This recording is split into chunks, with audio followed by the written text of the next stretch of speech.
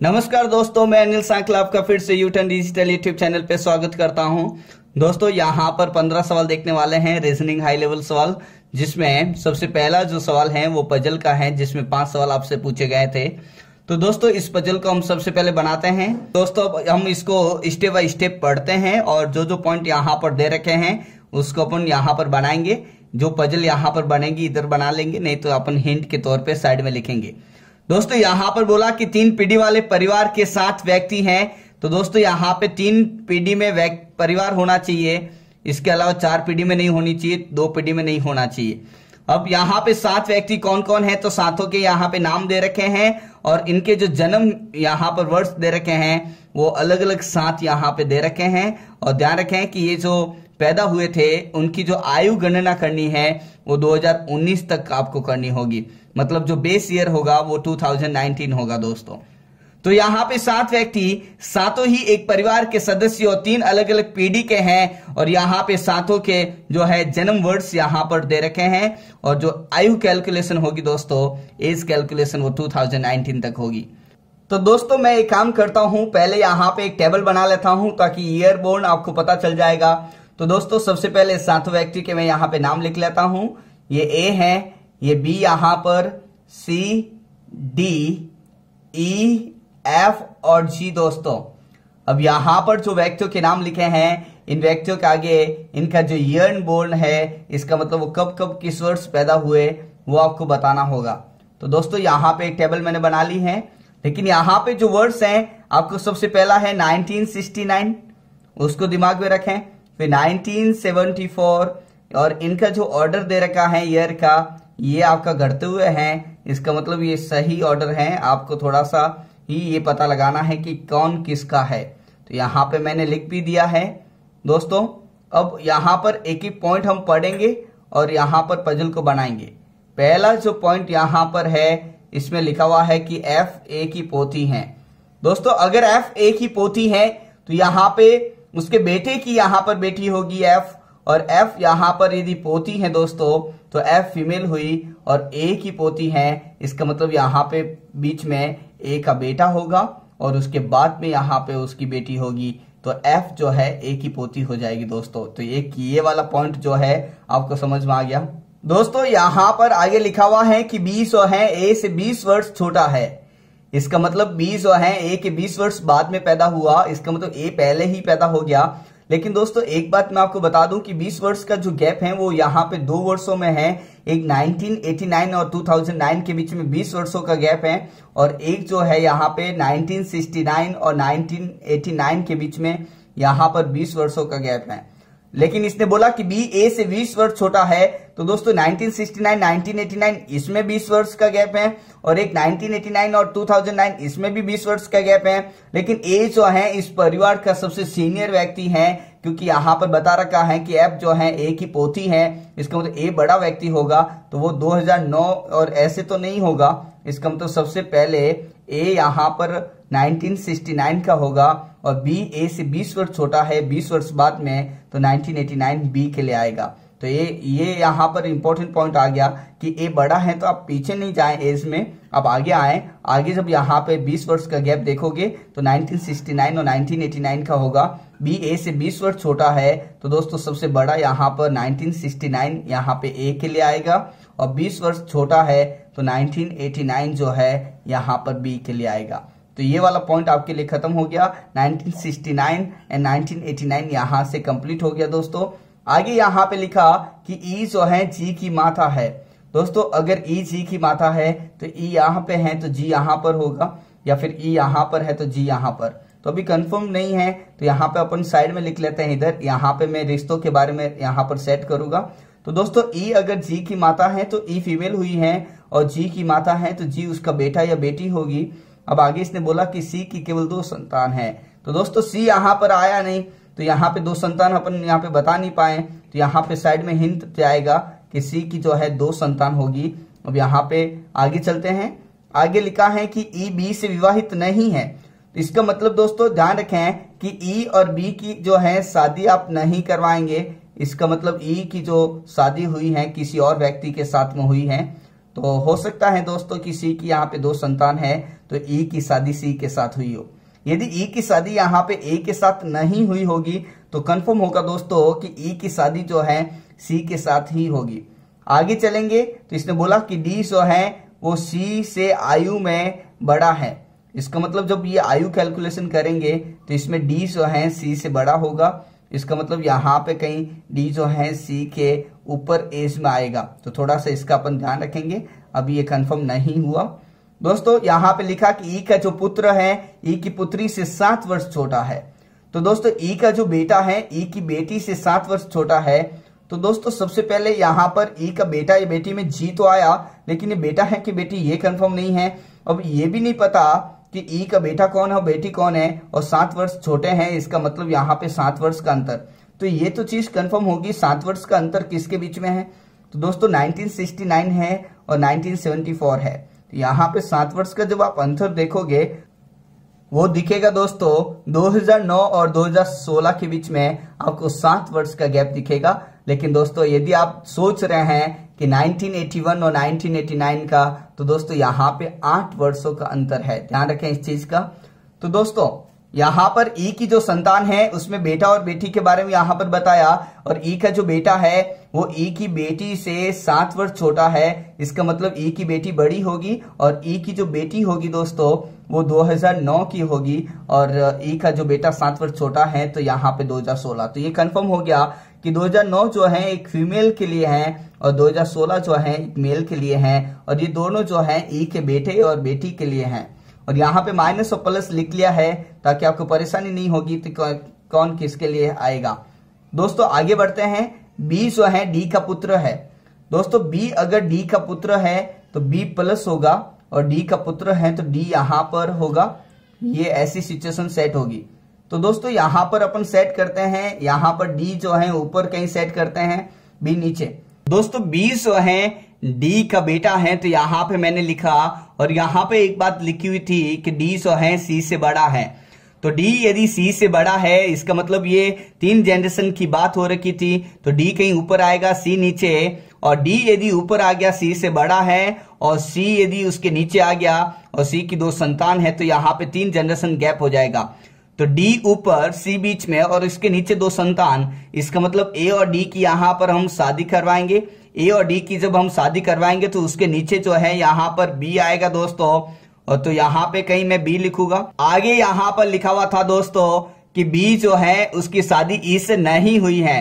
तो दोस्तों ई की शादी हो रखी क्योंकि यहाँ पे संतान है। तो ई की यदि बी के साथ शादी नहीं हुई तो ई की जो शादी हुई सी के साथ हुई, और उसकी 2 संतान जिसमें से जी हैं। तो दोस्तों यहाँ पर ई और सी की आपस में शादी हो रखी है, तो ई और सी की शादी हो रखी है, और इसने ये भी बोला था कि बी जो है डी का पुत्र है। बी अगर डी का पुत्र है तो डी के नीचे आएगा, और यहाँ पे प्लस लिख दिया मैंने, जो यहाँ पे ये वाली पॉइंट सेट किया। अब यहाँ पे बोला कि बी जो है ई के साथ शादी नहीं कर रखी है, इसका मतलब ई और सी की शादी हुई है, लेकिन इसने बोला बी जो है डी का पुत्र है और अपने भाई से और आया तो वो बी के लिए आया, इसका मतलब बी का भाई भी है। तो इसका मतलब यहाँ पे बी के भाई की शादी हुई और ई और सी की यहाँ पे शादी करवा रहे हैं, तो यहाँ पे ई फीमेल है तो इधर आएगी नहीं। तो दोस्तों इधर सी और इधर सी है तो उसकी वाइफ यहाँ पर ई हो गई दोस्तों, और इधर ई है तो वो फीमेल हो गई। तो ये भी आपका पॉइंट सेट हो गया। और ई के नीचे जो संतान है वो जी है, और यहाँ पे ई के नीचे एफ भी संतान है, तो ये जी और एफ जो है आपस में भाई बहन होंगे। और इसने ये बोला दोस्तों कि जी जो है बी की नीस नहीं है, इसका मतलब वो फीमेल नहीं है, तो ये पुरुष हो गया। तो ये वाला आपका पॉइंट कंफर्म हो गया। अब आगे चलते हैं दोस्तों। इधर टेबल आपकी कंप्लीट नहीं हुई तो पहले इस टेबल को कंप्लीट करते हैं। तो दोस्तों यहाँ पे इसने बोला कि ई का जो बेटा है ई की बेटी से 7 वर्ष छोटा है, इसका मतलब ई का बेटा ई की बेटी से 7 वर्ष बाद में पैदा हुआ। तो दोस्तों यहाँ पे 7 वर्ष का अंतर आपको यहीं पे बताया, इसका मतलब ये कंफर्म हो गया कि ई की जो बेटी है वो है यहाँ पर एफ है, और एफ के लिए 2009 आया दोस्तों, और यहाँ पे 2016 जो है 7 वर्ष का अंतर, इसलिए यहाँ पे जी जो यहाँ पर ई का बेटा है उसके लिए 2016 लिखेंगे। दोस्तों इस टेबल को पूरा करने के लिए एक लाइन यहाँ पर यह भी है कि जो जी की माँ है वो सी से 4 वर्ष छोटी है। तो दोस्तों जी की जो माँ है यहाँ पर वो ई है, और ई जो है वो सी से 4 वर्ष छोटी है, और ई और सी यहाँ पर लिखना है। तो अभी जो जो यहाँ पर आ गया उसको मैं हटा देता हूं। 2009 आ गया, 2016 आ गया। अब यहाँ पे ये 3 वर्ष बाकी हैं, और इसमें 4 वर्ष का अंतर इन दोनों का है। और इसने बोला जी की जो माँ ई है वो सी से 4 वर्ष छोटी है, इसका मतलब सी जो है 4 वर्ष बड़ा होगा।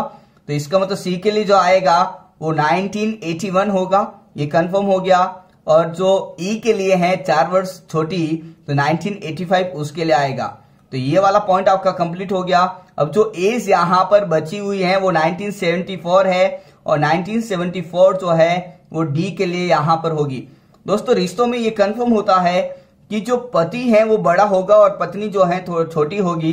तो उसके अकॉर्डिंग अब यदि इसमें देखा जाए, उसके अकॉर्डिंग यदि हम यहाँ पर देखें तो ए और डी की जो एज यहाँ पर है, ए यहाँ पे 1969 है और डी यहाँ पे 1974 है।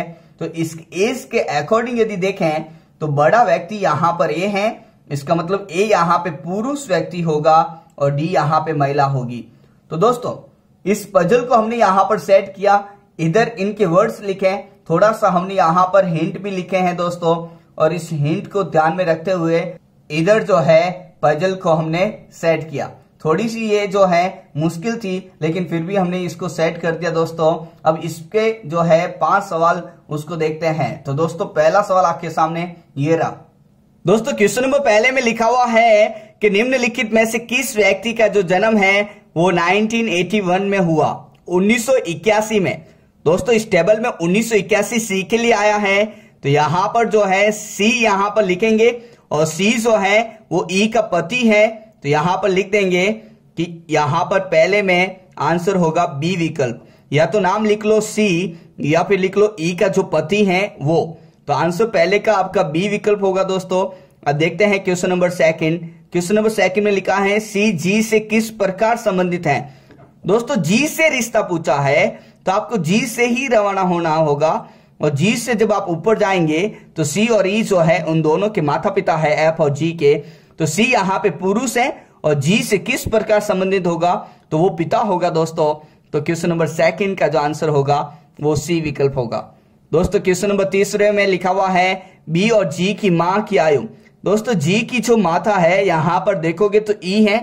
दोस्तों जी की माता ई है, तो इसने बोला बी और ई की आयु के मध्य अंतर कितना है। तो दोस्तों बी यहां पर 1989 है, और ई के अंतर जो है यहाँ पे 1985 का अंतर जब आप निकालोगे तो यहाँ पे 9 में से 5 गया, तो यहाँ पे 4 वर्ष का अंतर होगा। तो तीसरे का जो आंसर आया वो डी विकल्प होगा दोस्तों। क्वेश्चन नंबर चौथे में लिखा है कि ए का जन्म निम्नलिखित में से किस वर्ष में हुआ था। तो दोस्तों ए यहां पर है, और इस टेबल में सबसे ऊपर है, 1969 यहां पर होगा। इसका मतलब चौथे का जो आंसर होगा वो ए विकल्प होगा दोस्तों। क्वेश्चन नंबर 5वां, एफ की ग्रैंड मदर कौन है। इसका मतलब फीमेल होनी चाहिए, और तीसरे जनरेशन में सबसे ऊपर होनी चाहिए। दोस्तों एफ की जो ग्रैंड मदर है, ये एफ के ऊपर पिताजी सी है, और सी के माता पिता ए और डी हैं। ग्रैंड मदर जो है यहाँ पर फीमेल होनी चाहिए, तो यहाँ पर आंसर डी आया। तो 5वें का जो विकल्प होगा वो आप ई लगाएंगे, जिसमें लिखा होगा डी जो है एफ की ग्रैंड मदर है। तो दोस्तों ये 5 सवाल आपके कंप्लीट हुए। अब आगे बढ़ते हैं क्वेश्चन नंबर 6। दोस्तों क्वेश्चन नंबर 6 to 7 जो है ये 2 सवाल जो है इसमें ये डिसीजन मेकिंग के सवाल हैं, जिसमें आपको खुद को ही निर्णय लेना पड़ेगा कि दोस्तों आपको सबसे पहले स्टेटमेंट गिवन होगा, और उसके बाद में आपको 2 तर्क निकालने होंगे, एक पॉजिटिव होगा और एक नेगेटिव होगा। आपको बताना है कि जो आपको स्टेटमेंट गिवन था उसके रिलेटेड वो मजबूत पॉइंट है या नहीं है, मतलब वो उसको फॉलो करेगा कि नहीं करेगा। दोस्तों मजबूत पॉइंट का मतलब होता है कि वो उस इंफॉर्मेशन से संबंधित होना चाहिए, मतलब उस इंफॉर्मेशन को वहां पर वो संबंधित, मतलब उसको संयोजन, मतलब उसको संभाल के रखता है। और यदि मजबूत नहीं है, वीक पॉइंट है, तो उसको आप कंसीडर नहीं करेंगे, क्योंकि वो हो सकता है कि उस इंफॉर्मेशन के रिगार्डिंग नहीं हो, या फिर उसको जो है सपोर्ट नहीं करता है। तो दोस्तों आप उस इंफॉर्मेशन को हिसाब से देखें, और उसके बाद में मजबूत तर्क और कमजोर तर्क को ध्यान से देखते हुए आपको यहाँ पर विकल्प को आंसर लगाना है। आपके पास में 2 तर्क होंगे, पहला और दूसरा तर्क। मजबूत तर्क हैं, यदि पहला है तो ए लगाएं, केवल दूसरा ही है तो बी लगाएं। दोनों यदि तर्क मजबूत हो या फिर दोनों एक दूसरे को मिलाने पर ही यहाँ पर एक स्टैंडर्ड जो पॉइंट बनता है या दो पॉइंट एक साथ मिलाने पे तर्क जो है मजबूत बनता है, तो फिर आप यहाँ पर आइदर और का केस यहाँ पर लेंगे। तो दोस्तों आप ध्यान रखें इन विकल्पों को, कभी ये ऊपर नीचे भी हो जाते हैं। तो दोस्तों इस इंफॉर्मेशन को देखते हुए क्वेश्चन नंबर 6 करते हैं। दोस्तों क्वेश्चन नंबर 6 में लिखा है, क्या सार्वजनिक क्षेत्र के संगठन के सभी कर्मचारियों के लिए हिंदी भाषा का ज्ञान अनिवार्य किया जाना चाहिए? दोस्तों ये कोई एक पर्टिकुलर प्लेस की बात नहीं हुई है, आपके हर जगह के जो सार्वजनिक क्षेत्र है उनके लिए यहाँ पर बात हुई। तो दोस्तों कहीं पर हिंदी चलती, कहीं पर भी संस्कृत, कहीं पर भी दूसरी भाषा है यहाँ पर, क्योंकि हमारे यहाँ पर समाज में बहुत प्रकार की भाषा यहाँ पर बोली जाती हैं। तो हिंदी भाषा की यहाँ पर इन्होंने बात की है। तो दोस्तों हम हिंदी भाषा को लेकर ही इस सवाल को सॉल्व करने की कोशिश करेंगे। तो इसने बोला कि सार्वजनिक क्षेत्र के संगठन के लिए कर्मचारियों के लिए हिंदी भाषा का ज्ञान अनिवार्य है। तो दोस्तों पहला इसने पॉइंट बोला कि हाँ, ये समाज के शैक्षणिक रूप से पिछड़े हिस्से के लोगों के लिए आचरण करने के लिए आवश्यक है। दोस्तों पहली बात तो ये कि इस भाषा का जो यहाँ पर जरूरत होगी वो पिछड़े हिस्से के लोगों के लिए नहीं, हमारे सभी संगठन के यहाँ पर अलग अलग जो हिस्से के व्यक्ति हैं, जरूर नहीं कि आर्थिक रूप से पिछड़े हुए हो या शैक्षणिक रूप से हो या किसी भी, हर वर्ग में इस भाषा का जरूरत पड़ता है। लेकिन दोस्तों यहाँ पर हिंदी भाषा के यहाँ पर इसने बोला, लेकिन हो सकता है कि एक ऐसी जगह हो जहाँ हिंदी का बोलबाला ना हो, तो वहां पर ये पॉइंट जो है गलत साबित हो जाएगा। अब यहाँ पर इसने हिंदी भाषा के ज्ञान को अनिवार्य करने के लिए बोला तो था, लेकिन इसने बोला नहीं, प्रत्येक कर्मचारी को हिंदी भाषा का ज्ञान होना आवश्यक नहीं है। दोस्तों यदि वहां पर हिंदी का ही बोलबाला है, उस जगह का, प्लेस का, एक इंडिविजुअल जगह का, तो वहां पर तो फिर हर एक व्यक्ति के लिए यहाँ पे जरूरी हो जाएगा। तो दोस्तों यदि मैं आपको बता दूं तो पहला पॉइंट इसलिए हम यहाँ पर नहीं ले रहे हैं क्योंकि जगह जगह अलग अलग भाषाओं का उपयोग किया जाता है, तो वहां पे ये पॉइंट फंस जाएगा। और सेकंड इसलिए हम नहीं ले पा रहे क्योंकि हिंदी भाषा का ज्ञान होना आवश्यक है जहां पे हिंदी का बोलबाला है, तो वहां पे ये जो है पॉइंट गड़बड़ हो जाएगा। तो ये पॉइंट जो है एक भाषा विशेष का है, तो ये अलग अलग जगह पर अलग अलग यहाँ पर टिप्पणी होगी। तो पहला और दूसरा जो है दोनों ही यहाँ पर हम नहीं लेंगे। तो दोनों ही एक मजबूत तर्क तो यहाँ पे नहीं लगते, क्योंकि कई जगह पे ये पहला मजबूत है, दूसरा मजबूत नहीं, दूसरा मजबूत पहला नहीं, तो ये इंडिविजुअल जगह पे कहीं फेल होने की यहाँ पर गुंजाइश है। तो दोस्तों ये क्वेश्चन नंबर 6 में दोनों ही जो है मजबूत तर्क में नहीं जाएंगे। अब देखते हैं क्वेश्चन नंबर 7। दोस्तों क्वेश्चन नंबर 7 में लिखा है कि क्या सभी निजी क्षेत्र के संगठन को सामाजिक रूप से पिछड़े वर्गों के लिए कोटा आरक्षण यहाँ पर करना अनिवार्य है? मतलब जो पिछड़े हुए वर्ग हैं उनके लिए कोटा आरक्षण की यहाँ पर बात हुई है। तो दोस्तों मैं आपको बता दूं कि पहला तर्क यहाँ पर नहीं बोला है, इसमें बताया कि निजी क्षेत्र को सरकारी नियमों द्वारा नियंत्रित नहीं किया जाना चाहिए। और सेकंड बोला हाँ, निजी क्षेत्र के संगठनों को भी सामाजिक रूप से पिछड़े वर्गों के उत्थान का योगदान देना चाहिए। तो दोस्तों पहली बात तो ये कि जब उत्थान की बात होती है तो ये पॉजिटिव बात हो जाती है, और पहला इसने नेगेटिव है जो इसने मना किया। दोस्तों निजी क्षेत्र को सरकारी नियमों द्वारा नियंत्रित नहीं किया जाना चाहिए, ये इसने बोला है। और मैं आपको बता दूं कि अगर निजी क्षेत्र को नियंत्रित नहीं करेंगे दोस्तों, तो आने वाले समय में दो तरह के गुट बन जाएंगे, गुटबंधन होगा। फिर निजी क्षेत्र अपनी अलग और सरकारी क्षेत्र अपनी अलग अलग नियम बनाएंगे और भविष्य में फिर बाधा उत्पन्न होगी। इसलिए पहला जो है तर्क ये उचित नहीं है, तो इसको अपन कैंसिल करेंगे। सेकंड में यहाँ पर इसने बोला कि आरक्षण इसलिए होना चाहिए ताकि पिछड़े वर्गों के उत्थान में इसका योगदान हो सके। इसका मतलब यहाँ पर एक पॉजिटिव बात हुई, जिसको लेके हम यहाँ पर जो इसने 7th में जो बोलना चाह रहा था, जिस वजह से इसने ये पॉइंट दिया, जिस उद्देश्य से यहाँ पर इस बात को निकाला गया, वो यहाँ पे सेकंड पॉइंट यहाँ पर लिखा हुआ है। तो दोस्तों यहाँ पर क्वेश्चन नंबर 7 में जो सेकंड यहाँ पर तर्क है, ये जो है एक मजबूत तर्क है इस बात को रखने के लिए। तो दोस्तों क्वेश्चन नंबर 7 में आपका जो सेकंड तर्क होगा वो मजबूत तर्क में माना जाएगा। तो इसका आंसर होगा सेकंड तर्क मजबूत है। तो दोस्तों अब बढ़ते हैं क्वेश्चन नंबर 8 पे। दोस्तों क्वेश्चन नंबर यहाँ पर 8 जो है इसको अपन ध्यान से पढ़ेंगे। इसमें बताया गया है कि PQRSTU जो है ये 6 डिब्बे यहाँ पर दे रखे हैं, प्रत्येक में विभिन्न मात्रा में फल है। तो अपन यहाँ पर एक काम करते हैं इसको जिसमें ज्यादा फल हैं उसको ऊपर रखते हैं और जिसमें कम है उसको नीचे रखते हैं। दोस्तों इसने बोला कि P में जो है 60 फल है, तो पहला पॉइंट यहां पर P के लिए आया कि इसमें 60 होने चाहिए। सेकंड इसने बोला कि डिब्बे Q में जो है S और U से अधिक फल है। तो दोस्तों यहां पर मैं Q लिखता हूं और S और U से अधिक है, तो ये ऐसा केस बनेगा। लेकिन इसमें एक और केस बन सकता है कि Q यहां पर हो और S और U से अधिक है, तो U और S में डाउटफुल केस बन गया। दोस्तों Q यहां पर दोनों केस में S और U से अधिक है, तो ये वाला पॉइंट आपका सेट हो गया, लेकिन दो पॉसिबिलिटी लेके आया। आगे इसने बोला कि वह डिब्बे जिसमें सबसे अधिक फल है उसमें विषम संख्या में फल रखे हुए हैं। सबसे अधिक जो होंगे वो सबसे ऊपर होगा और सबसे कम जो होगा वो सबसे नीचे। तो मैक्सिमम जो है इसमें इसने बोला कि विषम फल होने चाहिए, विषम संख्या में फल हो, ओड नंबर यहां पर होना चाहिए, मतलब एक ऐसी संख्या जिसमें 2 का भाग नहीं जाता हो। तो दोस्तों यहां पर आगे बोला कि डिब्बे Q में 40 फल है, तो यहां पर जो है 40 लिख लेता हूं और यहां पर भी 40 लिख लेता हूं। अब यहां पे 40 है, P में 60 है, इसका मतलब 40 तो कम होगा, इसका मतलब इसके ऊपर कहीं P आएगा और उसमें 60 दे रखा है, तो ये जो P आपने साइड में लिखा था ये यहां पे सेट हो गया दोस्तों, और ये वाला पॉइंट भी आपका खत्म हो गया। आगे इसने बोला कि U में जो है डिब्बे T से अधिक फल है। दोस्तों यदि U में T से अधिक फल है तो U T के ऊपर होगा, तो इस केस में T यहां पर आएगा और U T के ऊपर होगा, तो इसके दो केस बनेंगे दोस्तों। U यहां पर T बीच में हो तो भी U T के ऊपर हो, और U यहां पे T नीचे लिखूं तो भी U T के ऊपर होता है। तो इसके फर्दर एक और केस यहां पर बनेगा, जिसमें पहले तो मैं यहां पे लिख लेता हूं जो यहां पे सेम के सेम होगा। तो दोस्तों यहां पे इस पजल को बनाते बनाते एक और केस बन गया, U T से अधिक फल है इसमें डिब्बे में, तो U यहां पर और T यहां पर है, और यहां पे T यहां पे लिखता हूं दोस्तों, ये दूसरा वाला केस, तो यहां पे S आता है। तो दोस्तों ये अलग किया, U ऊपर तो T यहां पर आ गया और यहां पे U है तो T यहां पर सेट कर दिया और S को थोड़ा सा नीचे लिख लिया, ताकि ये वाला केस भी यहां पर बन सकता है। तो इसी केस से हमने भूल के यहां पे S लिख दिया था, तो मैंने इसको वापस थोड़ा सा चेंज कर दिया है। दोस्तों आगे इसने बोला कि वह डिब्बे जिसमें सबसे कम संख्या में फल रखे गए हैं। देखो दोस्तों सबसे कम फल होंगे तो वो सबसे नीचे, और मैक्सिमम फल होंगे तो सबसे ऊपर। इसने पहले ही बता रखा है कि सबसे ज्यादा जो जिसमें फल होंगे उसमें विषम संख्या में फल होंगे।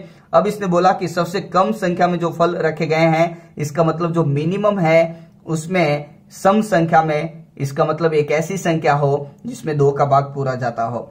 S में विषम संख्या में फल रखे गए हैं दोस्तों मैं आपको बता दूं कि यहाँ पे 6 यहाँ पे डिब्बे थे और 6 डिब्बों में यहाँ पे 5 डिब्बे सेट हो गए, तो बचा हुआ जो PQSUT के बाद में जब आप देखोगे तो R यहाँ पे बच गया। दोस्तों इसने ये बोला कि S में विषम संख्या में फल होना चाहिए, तो ये भी लिख लेता हूं कि S के लिए विषम ही होना चाहिए, ये पहली बात। तो दोस्तों R यहाँ पे सेट करना तो है, लेकिन अब R को कहां पे सेट करेंगे? R या तो सबसे ऊपर चला जाएगा सबसे नीचे। दोस्तों इस वाले केस में R को सबसे ऊपर ही लिखना पड़ेगा, क्योंकि जो मैक्सिमम है वो विषम हो और यहाँ पे 60 तो सम हो गया, तो इस केस में R यहीं पे लिखना पड़ेगा।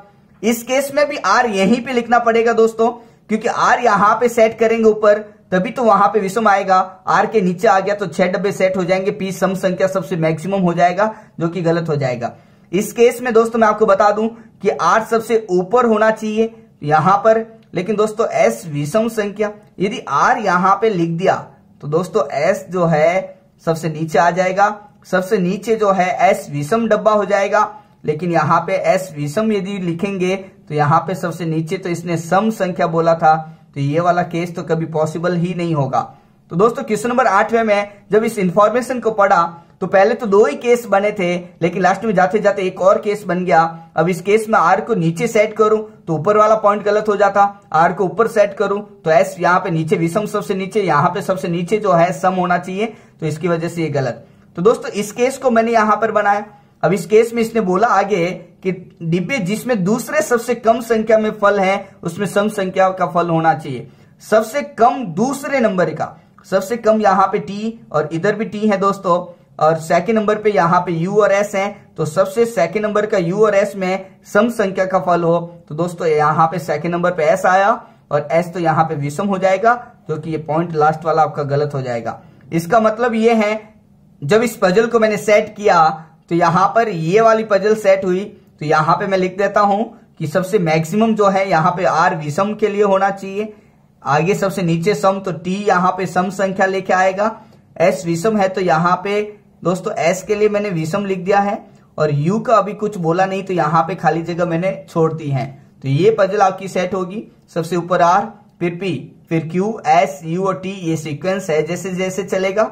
और मैंने लिख दिया है कि कौन से डिब्बे में कैसा फल आएगा। पी में 60, क्यू में 40, ये तो फिक्स है, लेकिन बाकी के डिब्बों के लिए मैंने यहाँ पे लिख दिया है कि इन डिब्बों में विषम या सम होना चाहिए। तो दोस्तों यू के लिए अभी कुछ बात नहीं आई इसमें, तो यू में कैसा भी होगा, विषम संख्या वाला फल या फिर सम तो भी चलेगा। तो दोस्तों इस इंफॉर्मेशन पे अपन आगे देखते हैं क्वेश्चन नंबर 8, 9 और 10। तो आपके सामने ये रहे दोस्तों क्वेश्चन नंबर 8 में लिखा है कि कितने डिब्बों में 8 से कम फल हैं। तो दोस्तों आर यहाँ पर है और आर के नीचे जो है बाकी सब है। तो 1, 2, 3, 4, 5, तो इसका मतलब यहाँ पे 5 डिब्बों में 8 से कम होंगे। तो यहाँ पे लिखा हुआ है 2, 3, 1 कोई नहीं, 3 से अधिक, तो 5 यहाँ पर है तो 3 से अधिक हो गए। तो 8वें में आपका आंसर ई विकल्प होगा।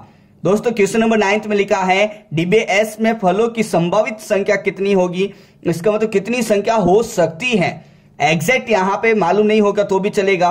तो दोस्तों एस यहाँ पर लिखा हुआ है, एस लिखा है क्यू के नीचे, इसका मतलब एस में जो है 40 से कम होने चाहिए। तो दोस्तों 40 से कम यहाँ पर 4 विकल्प हैं, तो ई तो आपका आंसर नहीं होगा। अब 40 से कम यहाँ पर 4 विकल्प हैं, संभावित संख्या पूछी है तो चारों हो सकती हैं, लेकिन जब बात करते हैं एस की तो विषम यहां पर होनी चाहिए, एक ऐसी संख्या जिसमें 2 का भाग नहीं जाता। तो 32, 36 और 24 जो है ये तो सम संख्या है, तो विषम संख्या सी। तो 9वें जो आंसर होगा वो सी विकल्प होगा। दोस्तों क्वेश्चन नंबर 10 में लिखा है कि निम्नलिखित में से किस डिब्बे में टी से अधिक लेकिन क्यू से कम है। तो दोस्तों टी से अधिक तो यहां पर और क्यू से कम तो यहां पर, इसका मतलब एस और यू दोनों सेट होंगे यहां पर। तो यहां पर 10th का आंसर एस और यू दोनों है। तो यहां पर ए विकल्प में एस है और ई विकल्प में यू है, और यहां पर डी विकल्प लिखा है, ए और ई दोनों विकल्प होंगे। तो दोस्तों क्वेश्चन नंबर 10th में जो आंसर लगेगा वो डी विकल्प आप लगाएंगे। तो आई होप कि आपको ये भी समझ में आ गया। अब देखते हैं दोस्तों क्वेश्चन नंबर 11।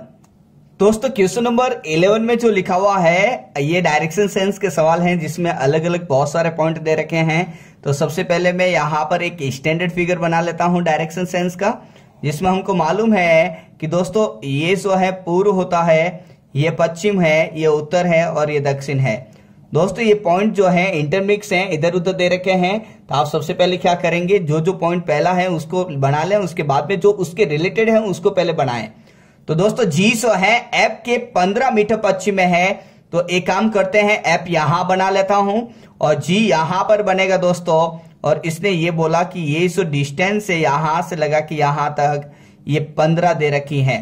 तो दोस्तों जी यहां पर एफ के पश्चिम में 15 मीटर दूर बना दिया है। आगे जब हम चलेंगे तो आगे यहाँ पर जी और एफ के रिलेटेड जो पॉइंट है उसी को अपन पहले ढूंढेंगे। तो यहाँ पर जी और एफ के रिलेटेड पॉइंट पहले जी का है तो पहले इसको बना लेंगे।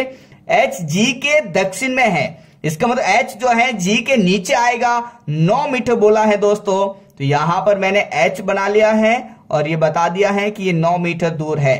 दोस्तों बिंदु एफ जो है आगे बोला कि ई के 4 मीटर दक्षिण में है। जब किसी पॉइंट का दक्षिण की बात करते हैं तो वो नीचे होता है। तो एफ जो है ई के 4 मीटर दक्षिण में है, इसका मतलब एफ ई के नीचे आएगा। तो दोस्तों ये एफ है यहां पर पहले से, ई के दक्षिण में है तो ई के नीचे होगा। तो यहां पे कहीं ई होगा दोस्तों, तभी तो ई का दक्षिण नीचे होगा और ये 4 होगा। तो ये वाला पॉइंट भी आपका खत्म हो गया। आगे दोस्तों जी एच एफ और ई से रिलेटेड पॉइंट होना चाहिए। यहां पर तो ए और बी की बात हुई, यहां पे सी और डी की बात हुई, तो यहां पे आगे ई की बात हुई। तो दोस्तों सी जो है डी के 8 मीटर दक्षिण में है, जो आया है दूसरी बात पॉइंट के लिए। तो डी जो है यहां पर ई के पश्चिम में 3 मीटर दूर है। तो दोस्तों डी ई के पश्चिम में है तो उधर होगा, तो 3 मीटर, तो ये 15 में से 3 तो इतना ही लेंगे दोस्तों। और यहां पे डी आ गया और ये 3 आ गया। अब डी पॉइंट आते ही ये पूरी पंक्ति सेट हो गई कि बिंदु सी जो है डी के दक्षिण में। अब किसी भी पॉइंट का दक्षिण उसके नीचे होता है, जो हमने यहां पर भी बनाया। तो सी डी के दक्षिण मतलब डी के नीचे होगा 8 मीटर। तो दोस्तों ये 4 है, तो यहां पे ये 4 तो लेंगे ही लेंगे, लेकिन 8 बोला है तो आपको 4 और लेना पड़ेगा और ये आपका 4 हो गया। तो दोस्तों ये जो बिंदु पॉइंट आ गया वो सी आ गया। और दोस्तों ये 9 है तो इसमें से ये वाला पॉइंट आपका यदि 4 हो गया, ध्यान रखें ये 9 है तो ये आपका 5 बचा है और ये आपका 4 और ये 5 9 हो गया। दोस्तों आगे यहाँ पे 2 सेंटेंस और बाकी हैं जिसमें बी और ए की बात हुई और बी और सी। तो पहले अपन बी और सी का पॉइंट बनाएंगे क्योंकि यहाँ पे सी है। तो दोस्तों सी जो है यहाँ पर है और इसने बोला बिंदु बी सी के 24 मीटर पश्चिम में है। दोस्तों ये 15, इस 15 में हमको मालूम है कि ये 3 हो गया, इसका मतलब ये 12 बच गया। और ये जी और इस पॉइंट के बीच में 12 है तो यहाँ पे भी 12 हो गया। तो इसने बोला बिंदु बी सी के पश्चिम में, सी का पश्चिम इधर 24 बोला तो सी के पश्चिम में पहले तो 12 आए और 12 और आपको जाना पड़ा और ये वाला पॉइंट आपका बी हो गया और बी सी के पश्चिम में 24 मीटर दूर हो गया। दोस्तों आगे इसने बोला कि बिंदु बी जो है ए के 10 मीटर उत्तर में है।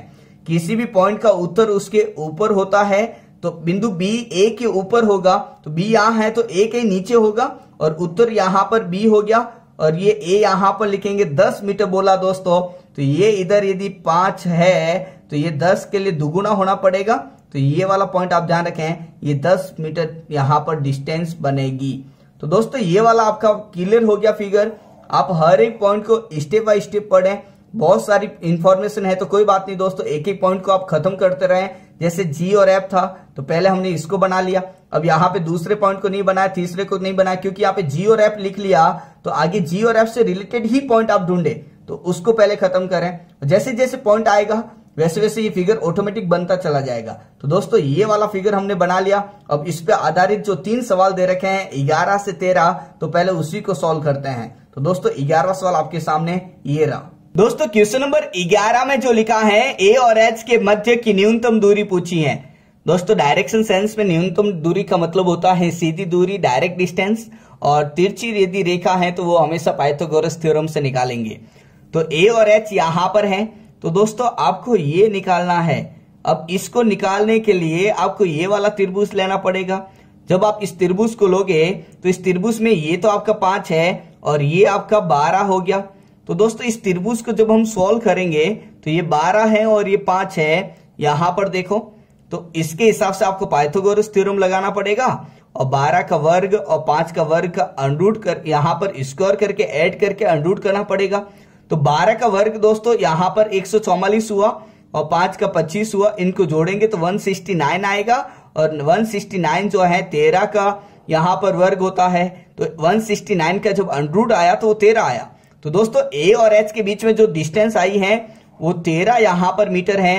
तो 11वें का जो आंसर आया वो डी विकल्प आया है। दोस्तों आगे चलते हैं। आगे इसने बोला कि बी के संदर्भ में ई किस दिशा में है।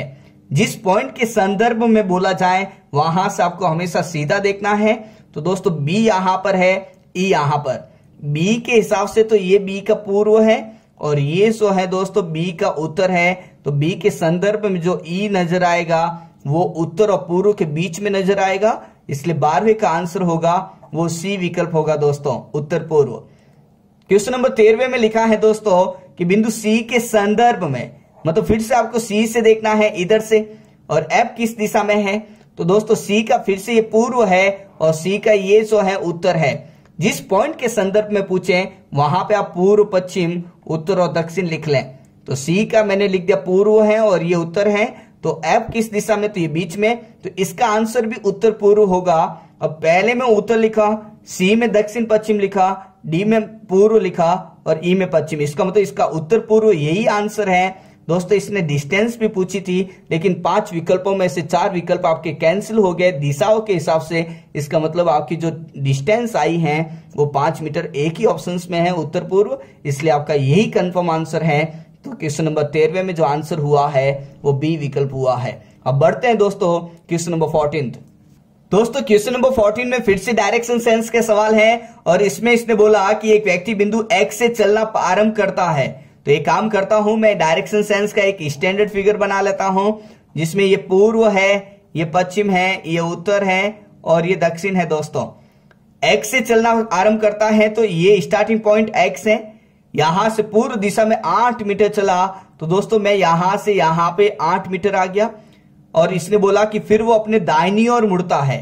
दोस्तों जब किसी व्यक्ति का चेहरा पूर्व में होता है तो बायां ऊपर होता है, दायां नीचे, तब ये नीचे की तरफ जाएगा।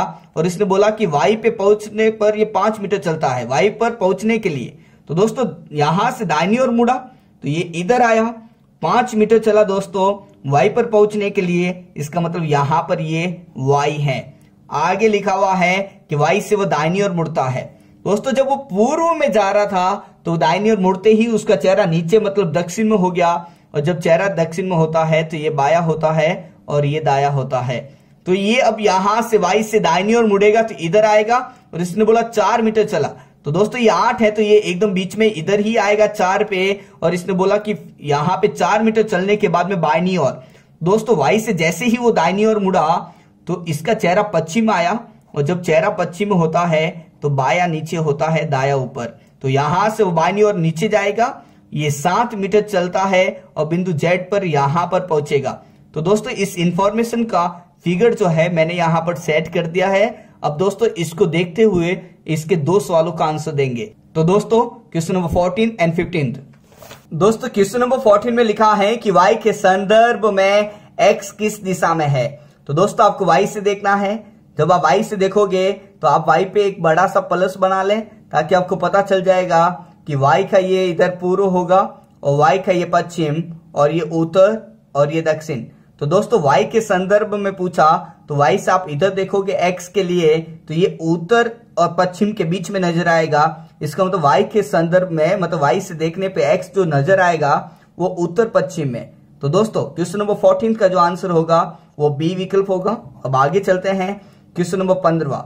दोस्तों क्वेश्चन नंबर 15 में बोला कि y और z के मध्य की न्यूनतम दूरी ज्ञात करें। तो सबसे पहले y कहां पर है, यहां पर, और z कहां पर, ये। तो दोस्तों आप इसको मिला लें। इसको जब आप मिलाओगे तो आपको ये वाला त्रिभुज लेना पड़ेगा दोस्तों, जो मैंने यहाँ पे हाईलाइट किया है। और इस त्रिभुज को जब आप ध्यान से देखोगे तो दोस्तों ये तो है डिस्टेंस 7 और ये है 4, और ये तिरछी लाइन निकाल दी है। दोस्तों तिरछी लाइन पाइथागोरस प्रमेय से निकलेगी, और इसमें पाइथागोरस थ्योरम जो है ये बोलता है कि 7 का वर्ग करो और 4 का वर्ग करो और इसको जोड़ के उसका अंडर करो। तो दोस्तों 7 का यहाँ पे वर्ग 49 और 4 का यहाँ पे 16 आ गया। जब मैंने इसको ऐड किया दोस्तों तो यहां पर ऐड करने पे 65 आया। दोस्तों 49 एंड प्लस 16 65 का अंडर, और यदि 64 होता तो यहां पर 8 लिख लेते, ये 65 का यहां पर अंडर है। तो 15वें में जो आंसर आया वो सी विकल्प आया। तो आई होप कि दोस्तों ये सवाल आपको समझ में आ चुका होगा, और आप इस वीडियो को अपने सभी दोस्तों के साथ में शेयर जरूर करें दोस्तों। और आप अपने जितने भी व्हाट्सएप और यहाँ पर टेलीग्राम ग्रुप हैं तो उसमें जरूर बताएं, ताकि उन सभी को जो है लॉकडाउन का बेनिफिट मिल पाए और वो रीजनिंग को अच्छी तरह से यहाँ पर कॉन्सेप्ट को समझ सकते हैं। दोस्तों वीडियो को लाइक करना नहीं भूलें। Thank you so much.